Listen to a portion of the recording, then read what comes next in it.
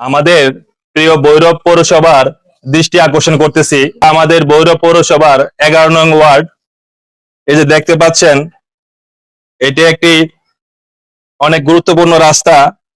এখানে যখন বৃষ্টি হয়, বৃষ্টির পানিতে এই ড্রেনটি ভরপুর হয়ে ময়লার পানি এইভাবে উপরে উঠে যায়, যেভাবে আজকে উঠেছে। এই যে দেখতে পাচ্ছেন কি অবস্থা ময়লার পানি। এটি একটি বিশেষ গুরুত্বপূর্ণ রাস্তা এই জন্যে, কারণ এই যে দেখতে পাচ্ছেন এটা মসজিদের ওয়াল। মুসল্লিরা এই রাস্তা দিয়ে নামাজ পড়তে আসেন, কিন্তু তারা এই ময়লার পানি পেরিয়ে কিভাবে আসবেন নামাজ পড়তে, এটা একটু চিন্তার বিষয়। শুধু মুসল্লিদের নয়, এলাকার সবারই এই রাস্তা দিয়ে যেতে অনেক সমস্যা হয়।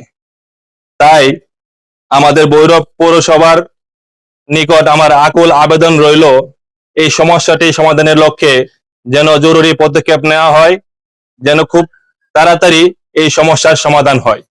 ধন্যবাদ সবাইকে।